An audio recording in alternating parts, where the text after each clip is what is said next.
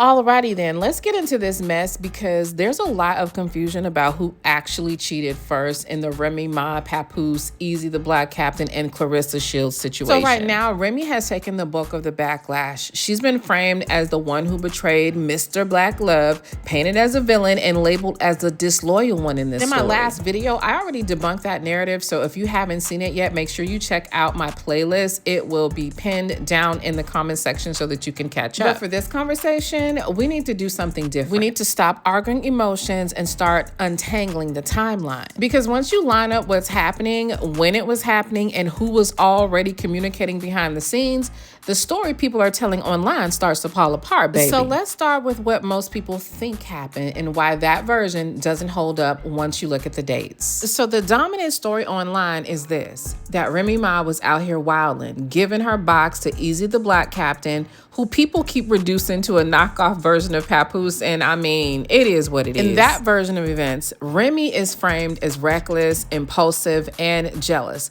The idea that she crashed out once she found out that Papoose was dating Claressa Shields, a younger, successful, socially unpolished woman with her own money, though, and her own accolades and her own spotlight. So the conclusion that people jumped to was very simple. Remy got insecure, Remy got unhinged, Remy reacted emotionally. But is that really what happened? And once that story took hold, everything that Remy said afterward was dismissed, not even analyzed. But the problem with that narrative isn't the opinion, it's literally the order of events.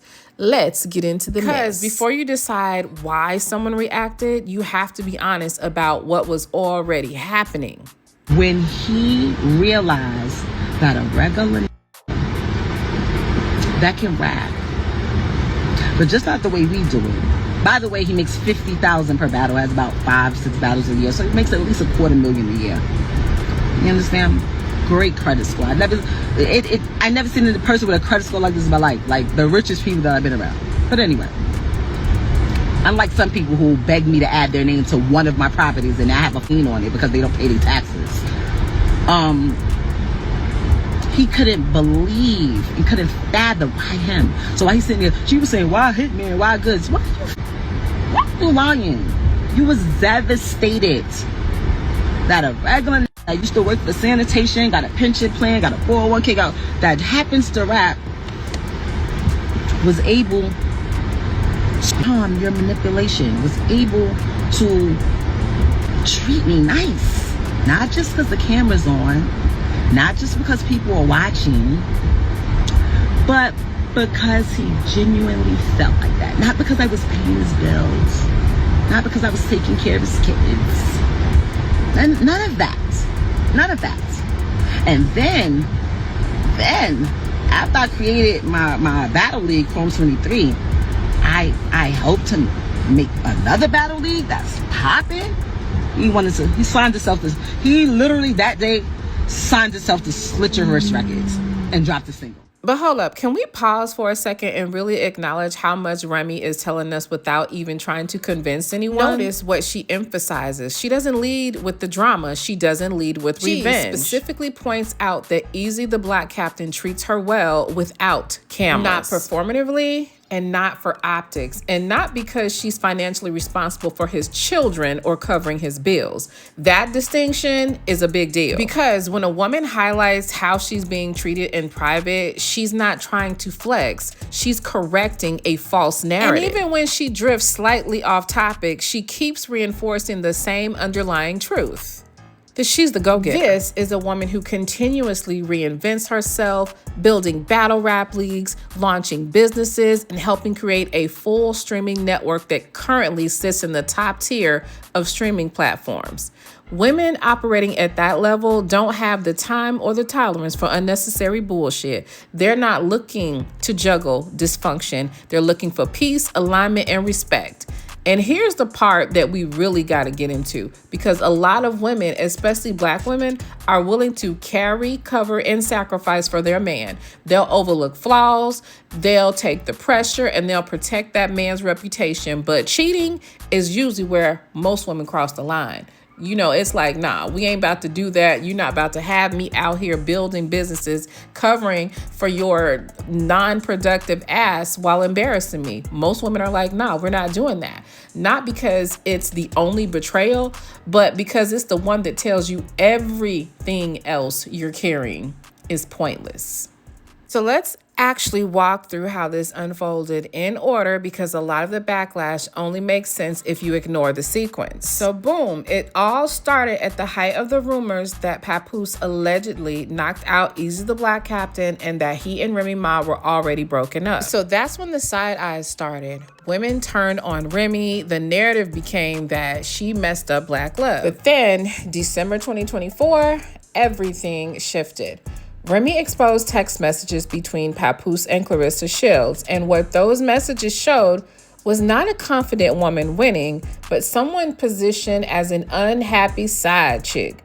She was frustrated that when her married boyfriend Papoose went home or moved around freely, that she wasn't being checked in on. No good nights, no reassurance, no access. She was also mad that she wasn't getting flowers. But here's where the timeline gets more telling.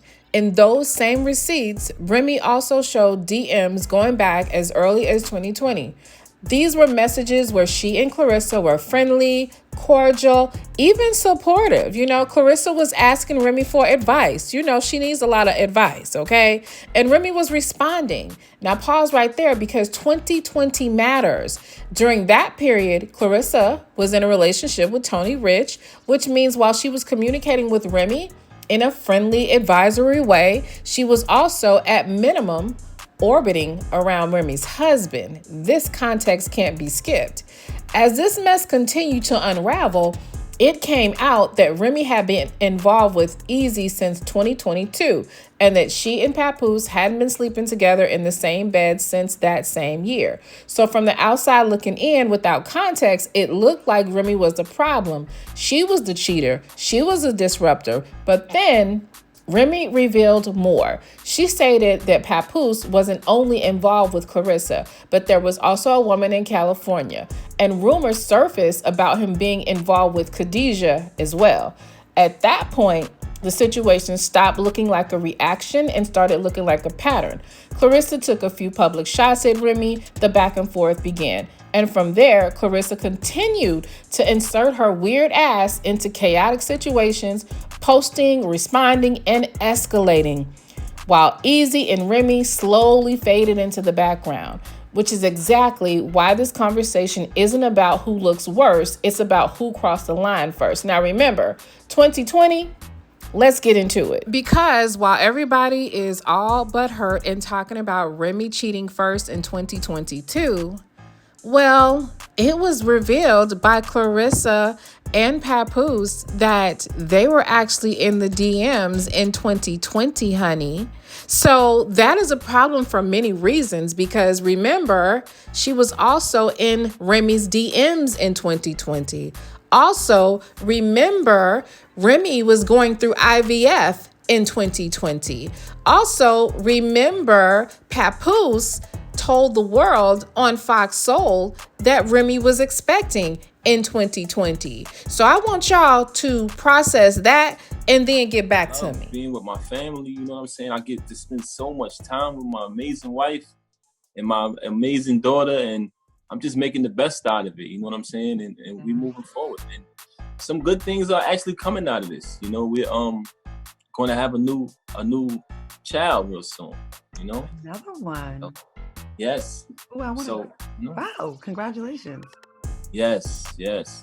So I'm feeling real good. A lot of quarantine babies. That's your cool Stevenson fight. Yeah. And then you shook her hand and said you were a fan. Yeah, I happened to be walking to my seat and I happened to be. Yeah, and I was like, wow, is that Claressa Shields? I've always been a fan of her. Yeah, I got a video he sent me back in 2000 and was it 20 or something? So he's been a fan. You get your moment to say I'm a fan. I see her, and when I went to shake her hand, I realized how beautiful she was. I was like, oh. So Clarissa, y'all know she a little slow. She basically told that they were in the DMs in 2020 and that he was sending filming her videos, okay? This show, you guys got to watch the whole episode. They talked about how they were going back and forth sending each other poetry, and you can tell that they just decided amongst themselves to make the official meeting story the Shakur Stevens fight back in 2024, but she slipped up and told that they were in the DMs in 2020. And again, remember, she was also in Remy's DMs in 2020. So diabolically, she is talking to this man's wife, seeking advice while in the DMs with her husband. And that was well before the relationship that Remy started with Easy the Black Captain. So yes, I am of the opinion that a lot of people owe Remy an apology. I particularly get a lot of people in my comment section saying Remy cheated first. Remy cheated first. What about Remy? And the thing is, what a lot of y'all don't understand is the reason why Remy does not get the same backlash for cheating is because of multiple reasons. Remy and Easy fell back. They did make a public spectacle of themselves. No theatrics, no daily posting, no attention chasing. Remy did what she always does. She moved forward, baby. She refocused on her business, her reinvention, and her next chapter. And that matters because women who genuinely shine don't need a bunch of bullshit to be seen. The light is already there, Muffin. In contrast, though, Clarissa chose visibility through disruption, posting every day, responding, escalating BS, turning a private collapse into a public performance. That's what she did. And don't forget that in those messages, she was already saying that Pap don't like the internet mess while she keeps up the internet mess. And here's the difference in plain language. When you're secure, you don't audition. When you're confident, you don't compete. Remy allowed the situation to reveal itself, and she allowed the bird to do what birds do. That's not avoidance, baby, that's discernment. And when you line up behavior instead of headlines, the answer to who cheated first and who handled it with maturity becomes very, very clear. So basically, Muffins, when you take the emotion out of it and actually follow the timeline, the question of who cheated first, it is no longer confusing. What becomes clear is that the narrative that people ran with was incomplete. Remy didn't suddenly wake up and detonate Black love. She reacted inside a situation that already had multiple boundary violations in motion, at least according to what I see based on what's publicly available. The DMs matter. The dates matter. Who was still married matters. And the fact that emotional access was happening years before the public fallout, that all matters too. Two people can be wrong in a marriage, but that doesn't mean that they were wrong at the same time or for the same reasons. And backlash does not equal accuracy.